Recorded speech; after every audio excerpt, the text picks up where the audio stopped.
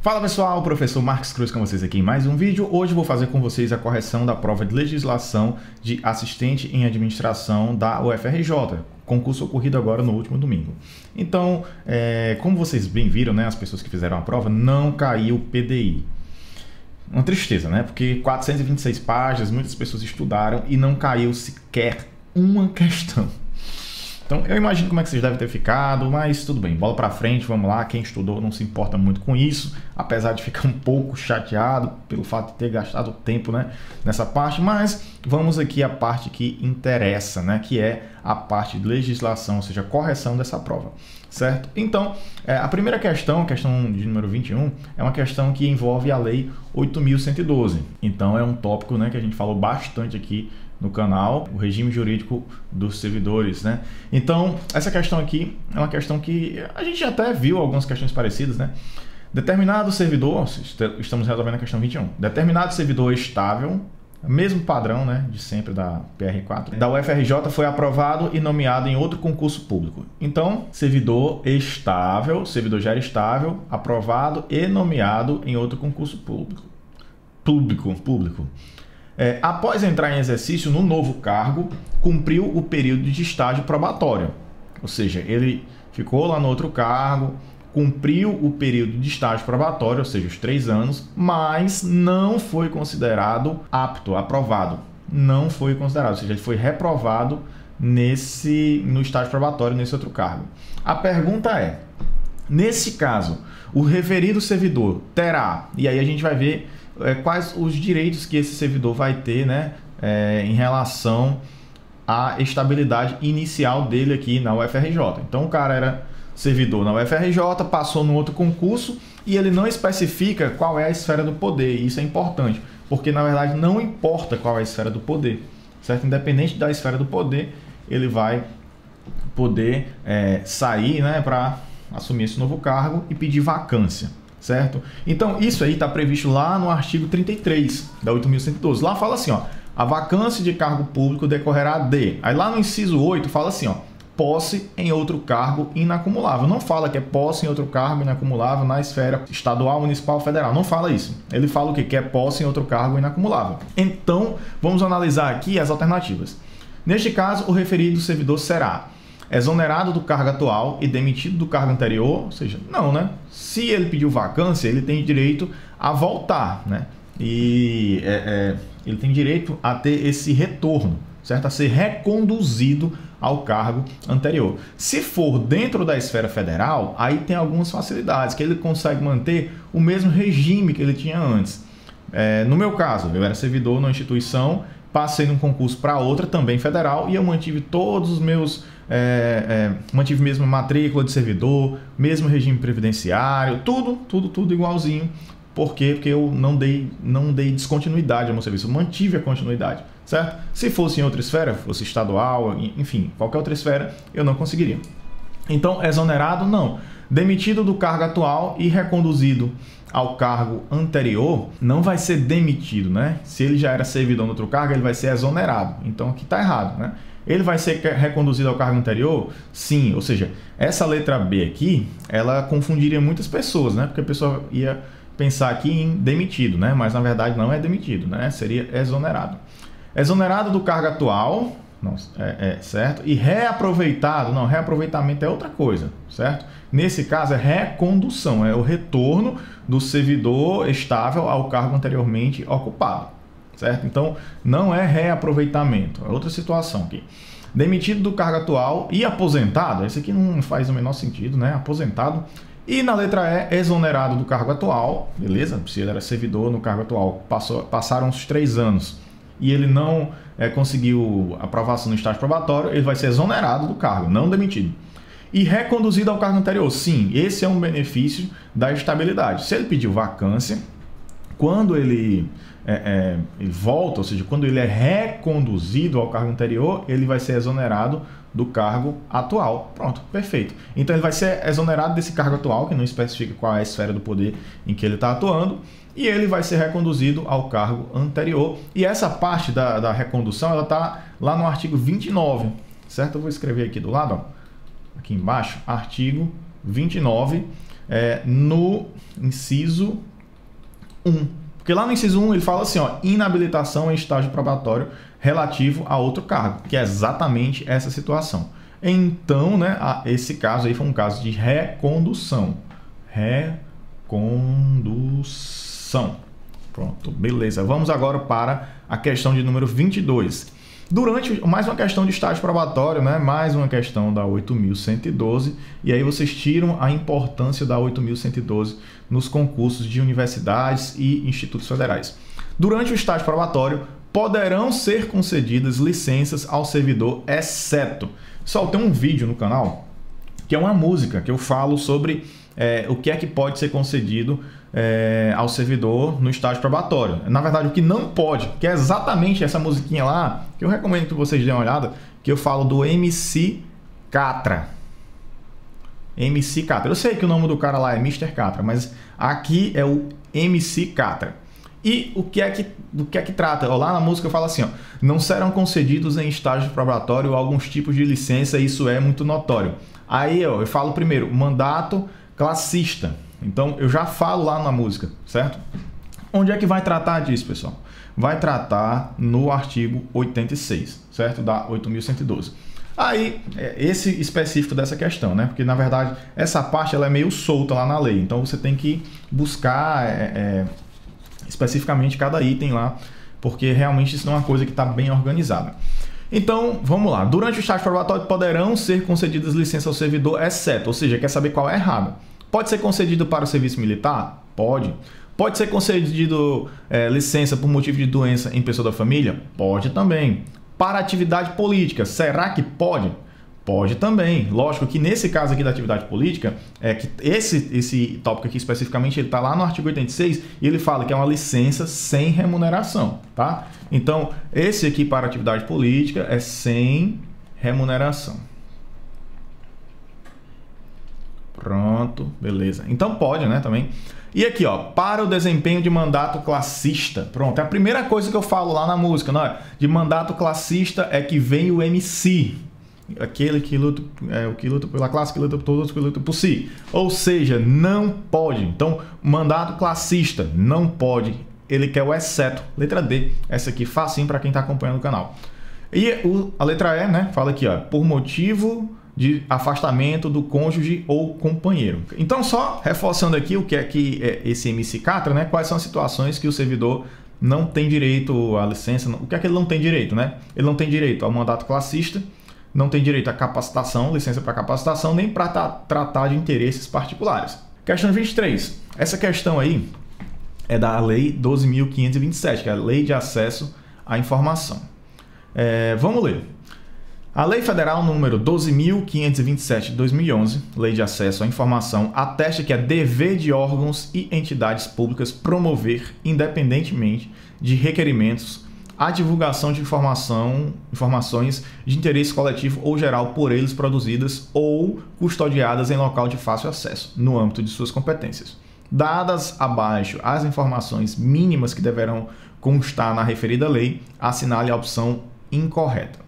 Eu gostei da banca PR4 que ele deixa bem destacado aqui o incorreto, negrito em caixa alta, né? Então, realmente é mais difícil da pessoa se confundir quando ela está fazendo a prova. Então, vamos lá. Questão de número 23, Lei de Acesso à Informação. Então, vamos analisar cada uma aqui, ó. Dados gerais, ele quer saber a incorreta, né? Dadas abaixo as informações mínimas que deverão constar na referida lei, assinale a opção incorreta. Dados gerais para o acompanhamento de programas, ações, projetos e obras de órgãos e entidades. Essa parte aí, ela está no... Vou escrever aqui do lado, ó, artigo 8º, parágrafo 1º. Vai falar exatamente como está posto aqui, certo? Como ele quer a incorreta, então não é essa. Essa aqui está corretinha, está tudo certo. Vamos para a letra B. Registro das despesas financeiras vinculantes. Ele quer saber, ó, pessoal, vou pegar aqui mais uma vez para deixar bem claro o que é que a pergunta tá trazendo para a gente. Ele fala aqui, né, como é que se dá a informação, em quais situações, a divulgação de informação, interesse coletivo geral por eles produzida ou custodiadas em local de fácil acesso, no âmbito de suas competências. Dadas abaixo as informações mínimas que deverão constar na referida lei, assinale a incorreta. Então a gente tem que ver daqui o que é que está errado, né? Na letra B ele fala assim, ó, registros das despesas financeiras vinculantes. Ele trata aqui, ó, despesas financeiras vinculantes. Ou seja, quando você fala de vinculante, você está dizendo que está conseguindo vincular uma pessoa. Então não faz sentido aqui, quando você está tratando de informações como licitações, esse tipo de coisa, você ter uma informação vinculante, tipo, trazer um dado de uma pessoa que consiga vincular diretamente ela, certo? Então essa informação aqui, ela está equivocada, porque ó, no artigo 8º, parágrafo 1º, lá no inciso 3, ele vai falar só de registros das despesas, né? Na verdade, registro de despesas. E aqui ele altera isso acrescentando financeiras vinculantes. Ou seja, essa aqui é a incorreta, certo? Porque lá na Lei 12.527, no artigo 8º, parágrafo 1º, inciso 3º, inciso 3, vai trazer essa informação aqui escrita de outra forma. Ou seja, ele acrescentou isso aqui para confundir a gente.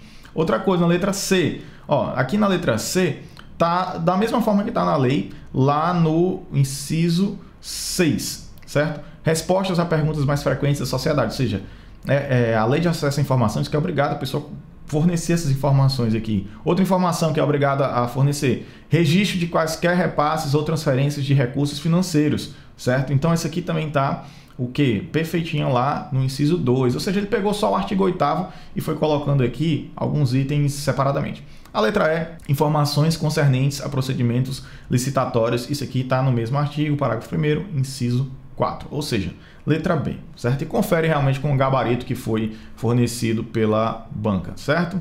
No que se refere ao decreto 7.724, que regulamenta a Lei de Acesso à Informação, é correto afirmar que, vamos lá, questão número 24. A autenticidade é a qualidade. Pronto, aqui, pessoal, vai trazer só conceitos. Conceitos, então, assim, você tem que ter lido o decreto, né? Não tem por onde correr. E tem que entender os conceitos. E muitas vezes você sabe que conceito, quando você muda uma palavrinha, você muda totalmente a ideia dele. Então, aqui nas alternativas, a gente vai ter um ou outro item que ele muda, assim, uma coisinha e não muda o significado. Já outros, né, ele vai mudar totalmente. Então, é importante que você conheça realmente, assim, como é que está na lei. Não tem para onde correr aqui, desculpa, no decreto, certo? Então, na letra A, a gente tem aqui lá na lei, né, no artigo 3º, inciso 8. E lá ele fala exatamente o que está aqui. A autenticidade é a qualidade da informação que tenha sido produzida, expedida, recebida ou modificada por determinado indivíduo, equipamento ou sistema. Então, já é a letra A. A letra A já é a correta. Vamos ver então por que as outras estão incorretas. Na letra B, informação sigilosa é aquela submetida definitivamente à restrição de acesso público em razão de sua imprescindibilidade para a segurança da sociedade e do Estado. Lá, na lei, vai falar no artigo 3º, inciso 4, vai falar que é aquela submetida, não é definitivamente, certo? É aquela temporariamente. Ó, na letra C, o que é que nós temos? Ele fala, dados processados são aqueles submetidos à operação ou tratamento apenas por meio de processamento eletrônico sem o emprego de tecnologia da informação. Olha aqui, ó. Dados processados, como é que vai processar os dados sem o emprego de tecnologia da informação? A pessoa vai processar os dados manualmente, certo? Então isso aqui é com o emprego, certo? Isso aqui está lá no inciso 2. E aqui ele colocou sem o emprego, para confundir mesmo. Outra coisa, outro conceito lá, que está no inciso 10, esse aqui, ó. Primariedade é a qualidade da informação coletada na fonte, com o máximo de detalhamento possível, com ou sem modificações. Ó, se está tratando de dados primários, tem que ser sem modificações. E aqui ele colocou com modificações, ou seja, não pode ser com modificações, é sem modificações. Esse com aqui é exatamente o que está errado nessa questão. E só para deixar aqui para vocês, ó, isso aqui está no inciso 4, a letra C está no inciso 2, a letra D está no inciso 10 e a letra E, que a gente vai ver agora, está no inciso 5. Informação pessoal é aquela relacionada à pessoa física ou jurídica. Ó, pessoal. Se é pessoal, ela vai tratar de pessoa natural, não de pessoa jurídica. Então, já morreu aqui, certo? Essa aqui está errada. Então, 24, correta, letra A. Vamos para a 25. A 25, ó, caiu o que? LGPD, né? Lei Geral de Proteção de Dados Pessoais. Questão de número 25. Essa questão eu achei interessante porque ela trouxe aqui informações certo? Ela trouxe informações que todas são verídicas, ou seja, ele não pede para você analisar, 1, 2, 3 são verdadeiros ou falsos, né? Ele dá informações e depois você tem que, considerando as descrições, analisar aqui alguns itens. Então vamos ler os tópicos aqui que ele colocou, que são os incisos mesmo da lei. Dado pessoal é a informação relacionada à pessoa natural identificada ou identificável. Perceba aqui, ó, que com essa informação aqui, que uma lei ela se comunica com a outra, né? Essa lei aqui, Lei de Acesso à Informação, ela se comunica com a Lei 13.709, que no caso, né, elas têm alguns conceitos que são em comum. Então, esse conceito aqui que nós temos, né, de informação pessoal, dado pessoal, ele casa direitinho com esse aqui, ó. Informação pessoal é aquela relacionada à pessoa física. Dado pessoal é informação relacionada à pessoa natural, identificada ou identificável. Ou seja, tá vendo? Essa letra E aqui, ela casa com esse aqui. No item 2. Dado pessoal sensível é dado pessoal sobre origem racial ou étnica, convicção religiosa, opinião política, filiação a sindicato ou a organização de caráter religioso, filosófico ou político, ou referente à saúde ou à vida sexual, dado genético ou biométrico, quando vinculado a uma pessoa natural. E no 3 fala, controlador é a pessoa natural ou jurídica de direito público ou privado a quem competem as decisões referentes ao tratamento de dados pessoais. Dessa forma, considerando as descrições acima, assinale a alternativa correta, certo? Então agora a gente vai analisar quais são os itens aí que estão incorretos para identificar quem é que está correto. Vamos lá. O tratamento de dados pessoais cujo acesso é privado deve considerar a finalidade, a boa-fé e o interesse público que justifiquem sua disponibilização. Então, o tratamento de dados pessoais cujo acesso é público, certo? Então, nesse caso aqui, que deve considerar a finalidade, boa-fé e interesse público que justifiquem sua disponibilização. Então, esse item aqui está errado. Está lá no inciso 10, artigo 7º, inciso 10º, parágrafo 3º. Não sei se está dando para entender aqui que a escrita não está muito legal. Na letra B, poderão ser igualmente considerados como dados pessoais para os fins dessa lei aqueles utilizados para a formação do perfil comportamental de determinada pessoa natural se identificada. Pronto. Aqui está, essa é a correta. Por quê? Porque ela está exatamente igual ao artigo 12 no parágrafo 2º. Pronto. Então, como ele está igual, exatamente essa aqui é a correta. Vamos ver por que as demais estão incorretas, né? A letra C. Ó.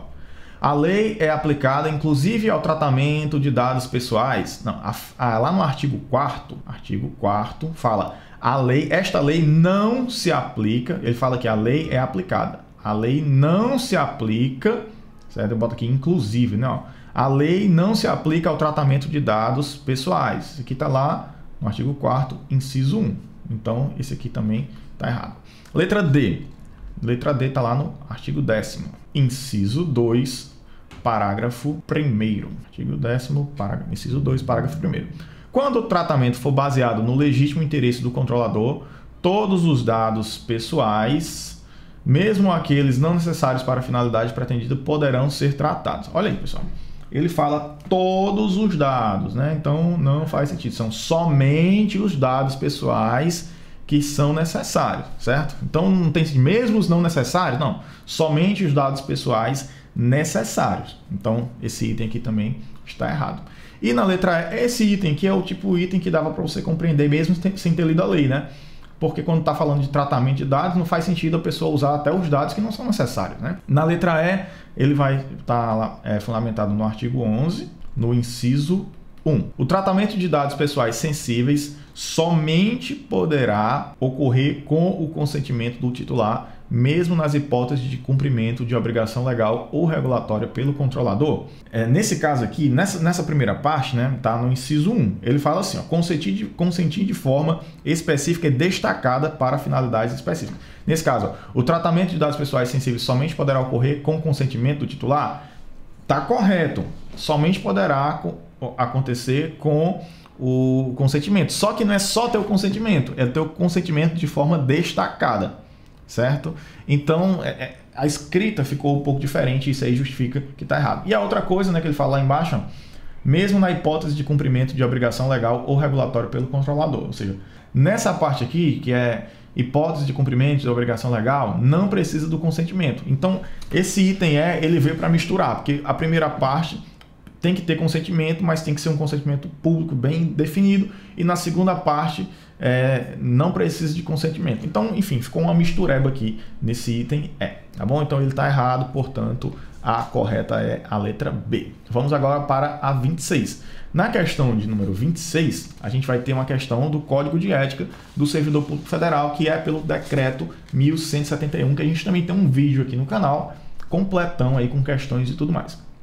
O Código de Ética do Servidor Público Federal, aprovado pelo Decreto Federal número 1171 de 94, esclarece que a dignidade, o decoro, o zelo, a eficácia e a consciência dos princípios morais são primados maiores que devem nortear o servidor público. Nesse contexto, é correto afirmar que a função pública deve ser tida como exercício profissional e, portanto, não se integra na vida particular de cada servidor. Aqui se encontra o erro. Ele fala que não se integra, ou seja, se integra. Seção 1 fala das regras deontológicas.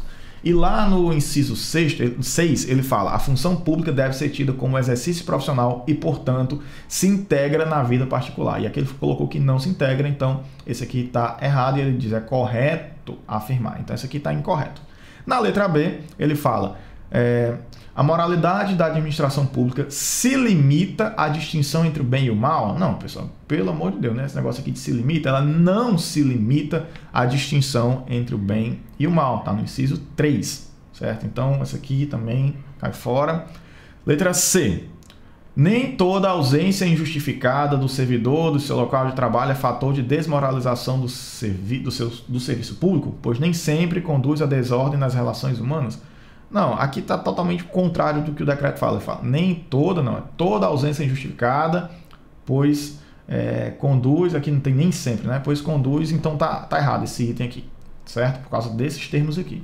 Na letra D, a gente tem: toda pessoa tem direito à verdade, mas, olha aí, já tem um mas aqui, ó.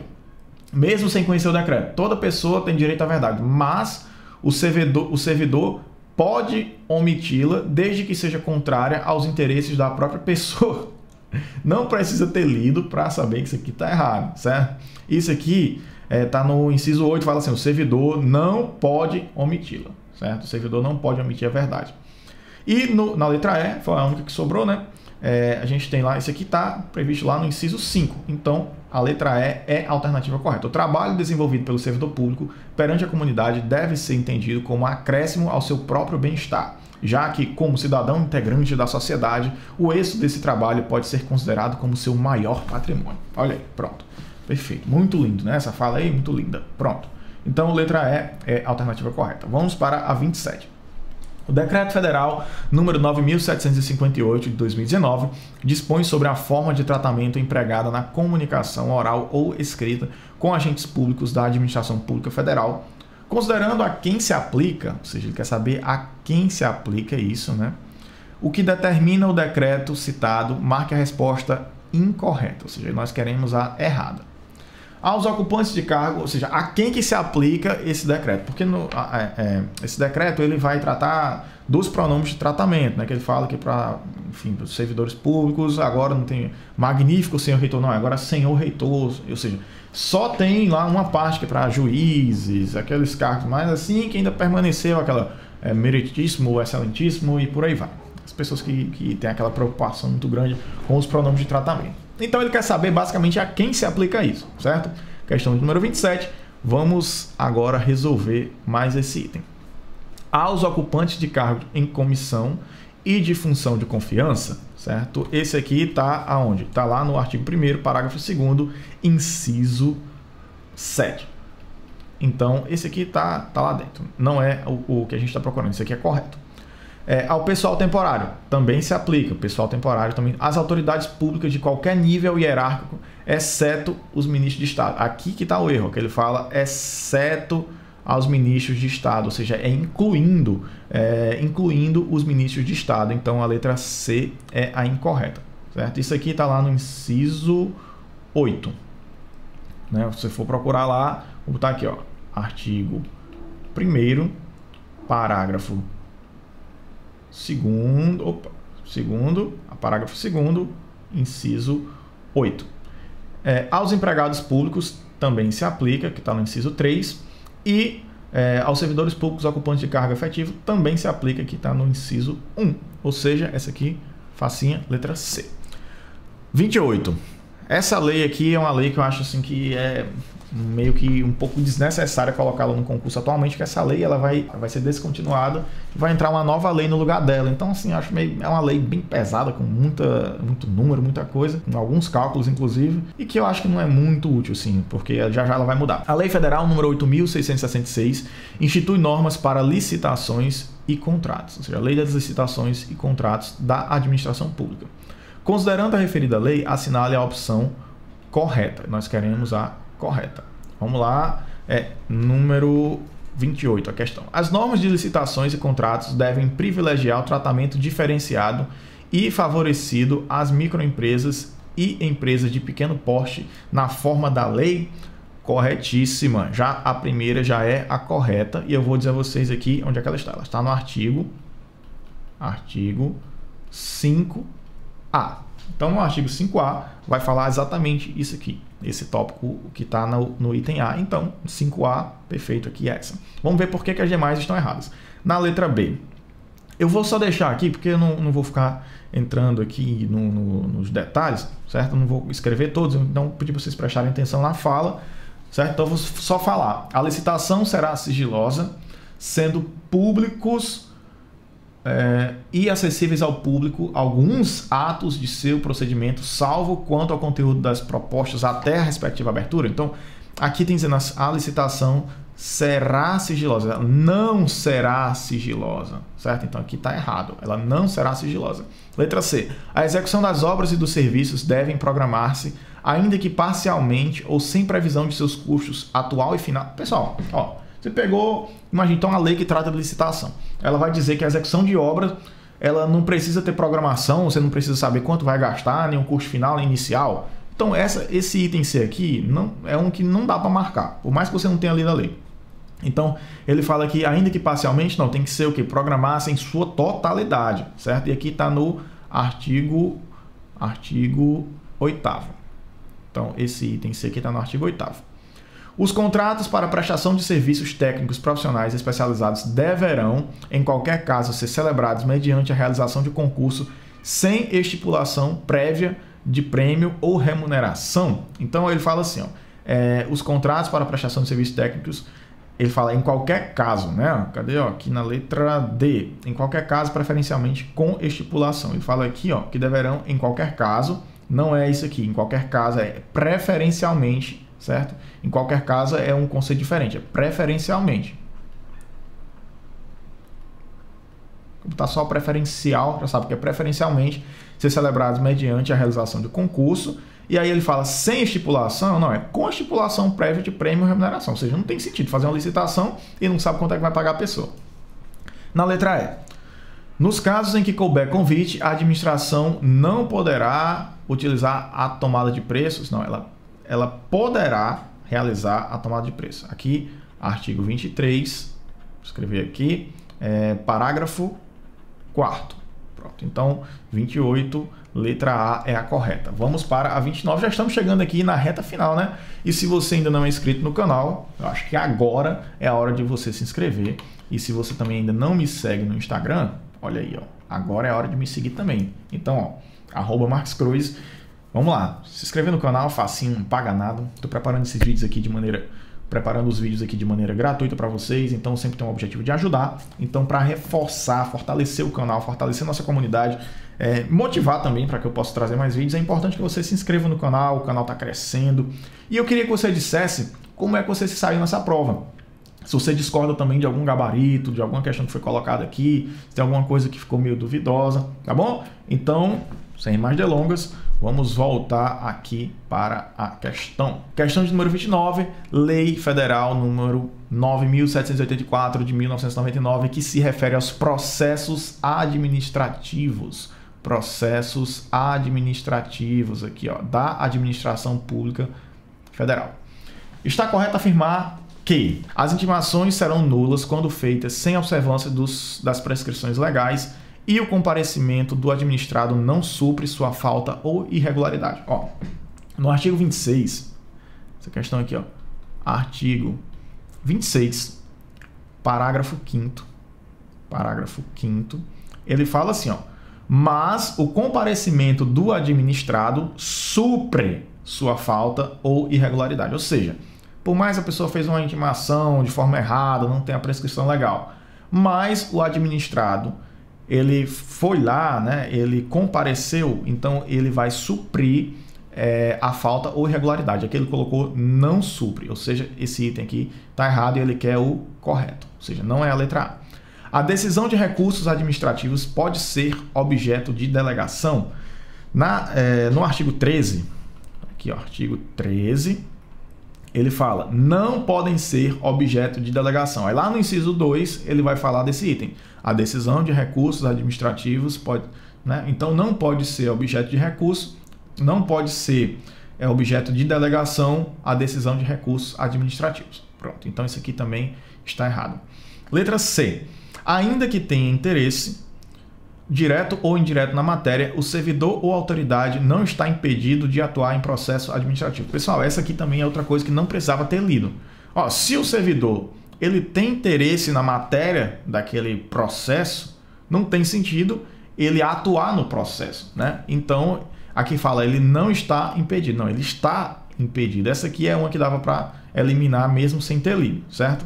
Então, lá no artigo 18, esse aqui fala lá no artigo 18, não pode, é impedido de atuar no processo, ou seja, isso aqui está errado. Na letra D é o artigo 42, parágrafo 2º. Se um parecer obrigatório e vinculante deixar de ser emitido no prazo fixado, o processo não terá seguimento até a respectiva apresentação, responsabilizando-se quem der causa ao atraso. Perfeito, certo? Então, letra D é a alternativa correta, está conforme a lei, lá no artigo 42, parágrafo 2º. E na última letra E, antes da tomada de decisão, a juízo da autoridade, diante da relevância da questão, não poderá ser realizada audiência pública para debate sobre a matéria do processo? Não, poderá, né? Não tem sentido. Se é uma decisão, uma tomada de decisão que é de grande relevância, pode, né? Você pode realizar uma audiência pública. Isso aí está lá no artigo 32. Ou seja, essa questão, você veja que cada item ele pegou um artigo diferente, pegou um inciso, ou seja, foi uma cobrança bem pesada, né? E agora, pessoal, essa questão de número 30, essa aí, pessoal, molezinha para quem está acompanhando o canal. Por quê? Porque o vídeo que trata desse tema a gente fez agora há pouco tempo, certo? Então, além do vencimento, as indenizações, as gratificações e os adicionais são vantagens que podem ser concedidas aos servidores públicos e que estão previstas na Lei Federal 8.112. Considerando essas vantagens, marque a opção correta. Vamos ver aqui. Ao servidor que receber diárias e não se afastar da sede, fica obrigado a restituí-las integralmente no prazo de 10 dias. Quem viu os vídeos do canal sabe que não, são 5 dias. Né? Então isso aqui está errado. Para devolver dinheiro de diária são 5 dias e isso aqui está lá no artigo 59, um dos últimos vídeos aqui do canal, tá bom? Não será concedida ajuda de custo àquele que, não sendo servidor da União, for nomeado para cargo em comissão com mudança de domicílio. Ele pede aqui para a gente, ó, qual é a questão que está, cadê, ó, a opção correta, né? Então, será que é concedido a ajuda de custo a um servidor, a uma pessoa que não sendo servidor da União, mas foi nomeado para um cargo em comissão? Sim, certo? Isso aqui está no artigo 56. Então, no artigo 56 fala sobre isso aqui, certo? Que exatamente, será concedida ajuda de custo àquele que não sendo servidor da União foi nomeado para cargo em comissão com mudança de domicílio. Perfeito. Letra C. Será concedida ajuda de custo ao servidor que se afastar do cargo ou reassumi-lo em virtude de mandato eletivo. Não. Mandato eletivo não vai dar esse direito, está lá no artigo 49, parágrafo 2º, certo? Então, esse aqui também está errado. Na letra D, aqui no artigo 55. Desculpa aí, pessoal. Esse aqui é o 55. 49 é da letra D, tá? As gratificações dos adicionais incorporam-se, não, elas não se incorporam ao vencimento. Então, isso aqui está errado. Mesmo nos casos em que o deslocamento de sede constitui exigência permanente do cargo, o servidor fará jus a diária? Não. Se ele fizer... se esse deslocamento ele faz parte do seu cargo, você não tem direito. Isso aí está no artigo 58, parágrafo 2º. Tá bom? Então, espero que você tenha gostado desse vídeo. Não esqueça de se inscrever no canal, deixar o seu like, clicar no sininho para ficar antenado sobre todas as novidades, porque quando eu lançar o próximo vídeo, vou lançar o próximo vídeo da 8112, já está quase finalizado a preparação do slide, das questões. Então, quando eu preparar esse próximo vídeo, se você ativar a notificação, clicar no sininho e botar lá, ó, ativar a notificação, quando eu mandar o próximo vídeo, você já vai receber. E também eu faço lives aqui periodicamente, né? Na verdade, eu não tenho uma data específica. E se você ativar o sininho, você também vai receber em primeira mão. Então, se você se inscrever, você vai estar por dentro de tudo, você vai ser o beneficiado, tá bom? Até mais, tchau, tchau, indico o vídeo para outras pessoas e vamos que vamos. Sucesso para vocês e me chamem pro churrasco.